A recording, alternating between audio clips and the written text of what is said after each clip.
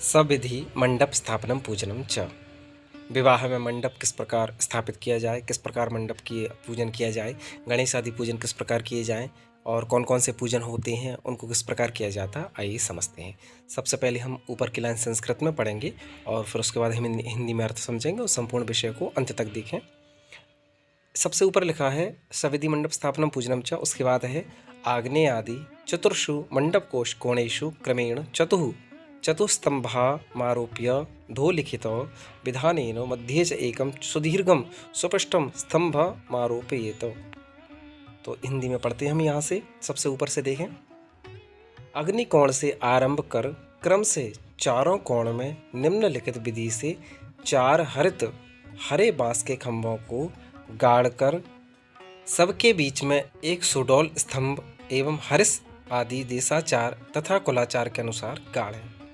इसका अर्थ समझते हैं। अग्निकोण से आरंभ कर क्रम से चारों कोण में निम्नलिखित विधि से 4 हरे बांसों को गाड़ना है, ठीक है। और सबसे बीच में एक सुडौल स्तंभ को गाड़ना है, जिसे हमारे यहाँ पर देशाचार में खंभ भी कहा जाता है। यहाँ पर देखिए लिखा हुआ है देशाचार तथा कुलाचार के अनुसार, यानी आपके जो कुल में परंपरा हो या आपके यहाँ पर जो विधि हो, जो परंपरा हो, उसके अनुसार आप बीच में खंभ या जो भी आप कहते हैं उसे गाड़ें। आप कमेंट में ज़रूर बताएं कि आपके जो मंडप स्थापित किया जाता है उसके मध्य में आप क्या गाड़ते हैं। तो हमारे यहाँ पर उसे खंभ कहा जाता है। कहीं कहीं पर खंभ छोटा होता है, लगभग 1 हाथ का, कहीं कहीं पर 1.5 हाथ का, कहीं कहीं पर मंडप के बराबर ही खंभ होता है। तो जैसा आपके यहाँ पर विधि हो उस हिसाब से आप गाड़ें। तो यहाँ पर सबसे शुरू में लिखा है अग्निकोण। तो आइए हम दिशाओं को भी जानते हैं कि अग्निकोण कहाँ से प्रारंभ होता है, किस दिशा के कोण को अग्निकोण, किन 2 दिशाओं के कोण को अग्निकोण कहा जाता है। देखिए आप सबसे सामने देख सकते हैं, बिल्कुल सामने पूर्व दिशा, उसके बाद दक्षिण, पश्चिम और उत्तर। तो पूर्व और दक्षिण के बीच में जो अग्नि कोण है, ये अग्नि लिखी है, आप देख सकते हैं, दक्षिण पूर्व के मध्य में अग्निकोण, इसे ही अग्निकोण कहा जाता है। तो यहीं से आपको पूजन प्रारंभ करना है, यहीं से आपको जो हरे बांस है उन्हें गाड़ना प्रारंभ करना है। पूर्व और दक्षिण दिशा की मध्य में आप देख सकते हैं अग्निकोण, उसके बाद नैऋत्य कोण, उसके बाद वायव्य कोण और उसके बाद ईशान कोण। और इन सब के मध्य में जो बिल्कुल बीच का स्थान है, यहाँ पर ही आपको खंभ गाड़ना है। जो आपके यहाँ पर देशाचार कुलाचार में जो भी कहा जाता हो उसे आपको यहाँ पर ही मध्य में गाड़ना है। तो मैं आशा करता हूँ कि आप समझ गए होंगे कि दिशाओं में अग्निकोण कहाँ है और कहाँ से बांस को गाड़ना, हरे बांस को गाड़ना प्रारंभ करना है। तो आइए पुनः उसी पेज पर चलते हैं हम।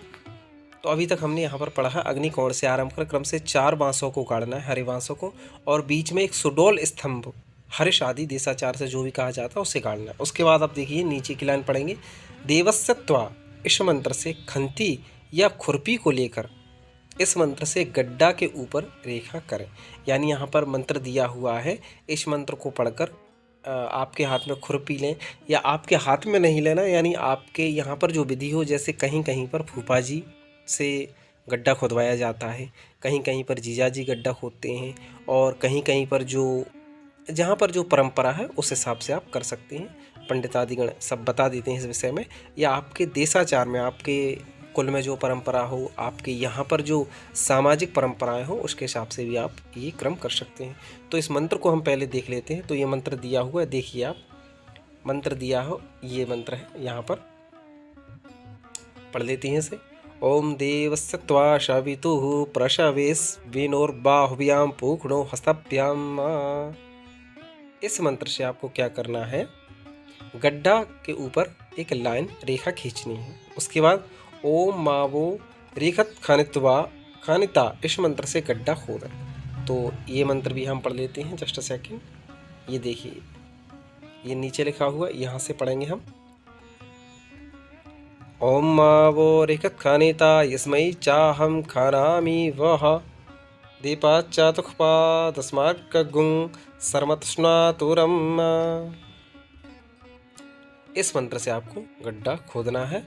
और उसके बाद ओम सिंचंती, यहाँ से देखिए ये लिखा हुआ है, ओम सिंचंती, इस मंत्र से गड्ढे में जल छिड़कें। तो ये मंत्र भी हम देख लेते हैं। ओम सिंचंती परिसिंचन्त्य सिंचंती पुनन्ति च सुरायै बभ्रै मदे किंत्वो वदति किंत्वः। इस मंत्र से आपको जल छिड़कना है। उसके बाद हम आगे का क्रम देखते हैं। इसी प्रकार यवोस यवया इस मंत्र से गड्ढे में जब एवं कांडात कांडात इस मंत्र से चुपचाप दूब एवं दधिक्रावणो इस मंत्र से दधि एवं जाफलनी इस मंत्र से गड्ढे में सोपारी छोड़ें।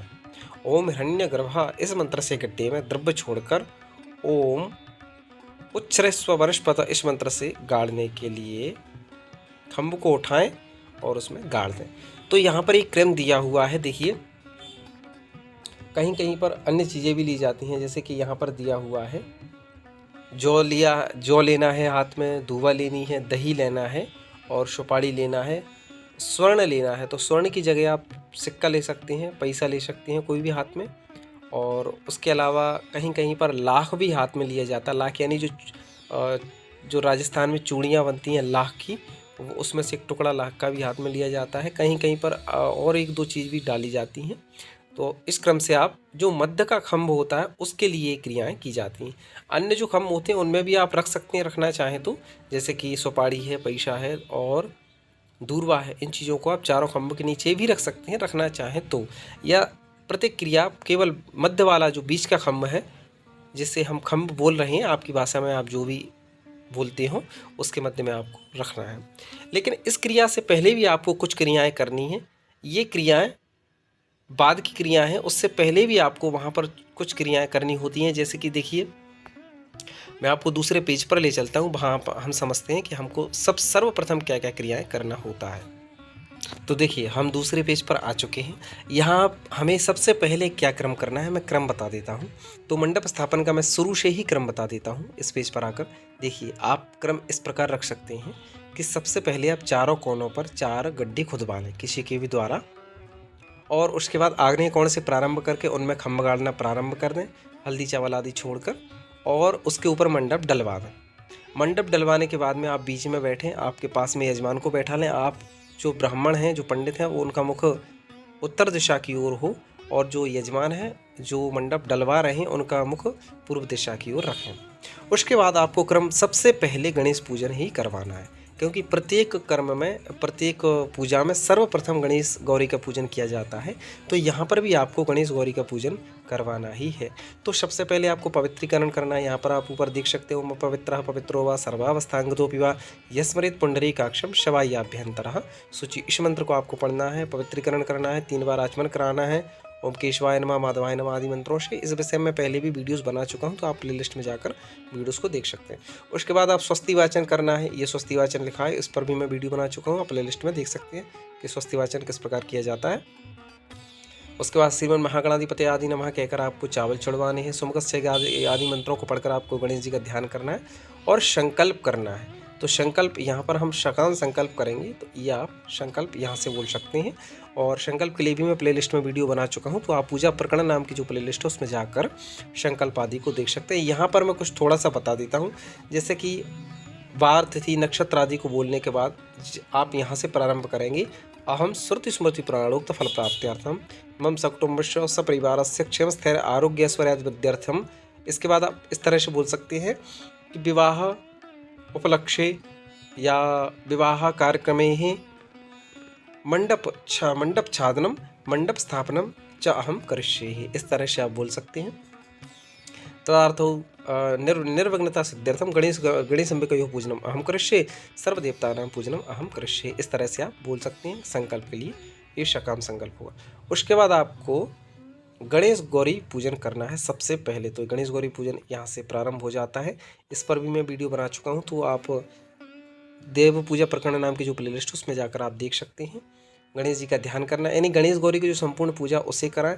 उसके बाद आप चाहें तो कलश पूजन करा सकते हैं, या उसके बाद आप चाहें तो गणेश गौरी पूजन के बाद सीधे खम्भ स्थापन ही कर सकते हैं। तो खम्भ स्थापन के लिए मैंने आपको जो पिछले पेज पर मैं था वहाँ पर मैंने आपको बताया था कि किस प्रकार खम्भ को करना है। एक क्रम में और आपको बता देता हूँ। पहले यहाँ हम अन्य पूजाओं को भी समझ लेते हैं, फिर हम उस पेज पर ही चलेंगे। तो यहाँ गौरी गणेश पूजन करना है, और उसके बाद आपको यहाँ पर कलश पूजन करना है। ये देखिए कलश पूजन, इसी के बाद दूसरे नंबर पर कलश पूजन ही है। ये नित्यक्रम पूजा प्रकाश पुस्तक है, इस पर दूसरे नंबर पर कलश पूजन ही आता है। तो आपको खम्भ के नीचे गौरी गणेश के सामने ही कलश पूजन करना है। और जैसे आपके यहाँ पर रीति हो, रिवाज हो, उस तरह से भी आप कर सकते हैं। क्योंकि विवाह आदि में लोकाचार देशाचार ज़्यादा माना जाता है, तो आपके यहाँ पर कुल परंपरा रीति रिवाज जो उस अनुसार ही आपको करना है प्रत्येक कार्य को। कलश स्थापन कराएं। उसके बाद अगर आपकी इच्छा हो तो षोडश मात्र का पूजन कर सकते हैं, आपकी इच्छा हो तो नवग्रह पूजन कर सकते हैं, या केवल ये 2 पूजन करने के बाद ही आप संपूर्ण कर्म को संपूर्ण क्रिया मान सकते हैं, क्योंकि गौरी गणेश पूजन और कलश पूजन भी संपूर्ण माना जाता है। तो ये पूजन आपको कराने हैं। इन्हें आप पूर्ण रूप से देखना चाहें तो प्ले लिस्ट में जाकर आप इनके नाम से ही जो वीडियोस हैं उन्हें देख सकते हैं। अब हम दोबारा उसी पेज पर चलते हैं जहाँ पर हम मंडप स्थापन आदि कर रहे थे, तो उसी पेज पर चलते हैं। तो देखिए, यहाँ हमने पढ़ा था कि किस प्रकार चारों कोनों पर 4 गड्ढे खोदना है, उनमें बाँस को गाड़ना है, उस पर मंडप डालना है। उसके बाद मध्य में एक खम्भ हरिस को गाड़ना है। तो उस क्रिया को हम किस प्रकार कर सकते हैं, देखिए सबसे पहले आपको क्या करना है, खम्भ का थोड़ा सा ध्यान करना है, भूमि का ध्यान करना है, भूमि पर चावल छोड़ने हैं।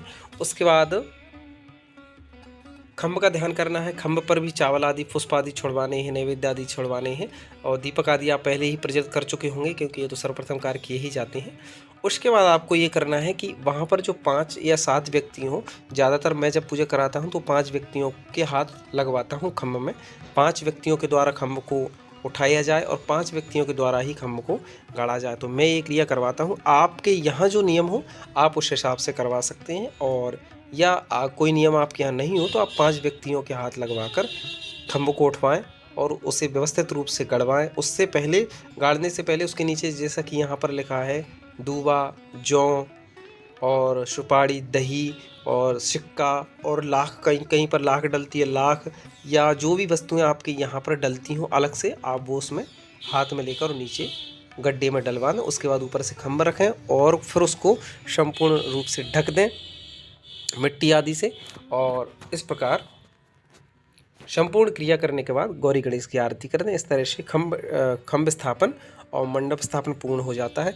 आपको एक क्रिया और करनी है, खम्भ जो होता है उससे आपको हल्दी लगवानी है, पूरा जो खम्भ है उसे पीला करना है, उस पर सुपारी कलावा बंधवाना है, आटी जिसे बोला जाता है कलावा, उससे एक धागा ऐसे बंधवाना है, और जो चारों कोनों के जो हरे बाँस हैं उन पर भी आपको हल्दी लगवानी है थोड़ी थोड़ी, और जो कलावा है उन्हें भी चारों कोनों पर बंधवाना है।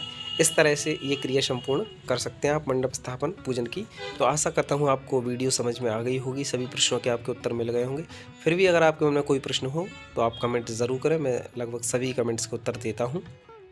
अगर नए हैं चैनल पर तो सब्सक्राइब ज़रूर करें, पुराने हैं तो ज्वाइन बटन को दबाकर चैनल के मेंबर भी बन सकते हैं। वीडियो अगर पसंद आई हैं तो लाइक ज़रूर करें, और इसी प्रकार की और वीडियोस देखना चाहते हैं तो आप प्लेलिस्ट में जाकर वीडियोस को देख सकते हैं। वहाँ पर आपको इसी प्रकार की और वीडियोस मिलेंगी, ज्योतिष से संबंधित भी हैं, देव पूजा प्रकरण से संबंधित भी हैं, और अन्य अन्य विषयों से, यज्ञ कुंड आदि से संबंधित वीडियोस भी हैं। तो चैनल के अंदर जाकर प्लेलिस्ट में आप सभी वीडियोस को देख सकते हैं। जय श्री राधे, जय श्री कृष्ण।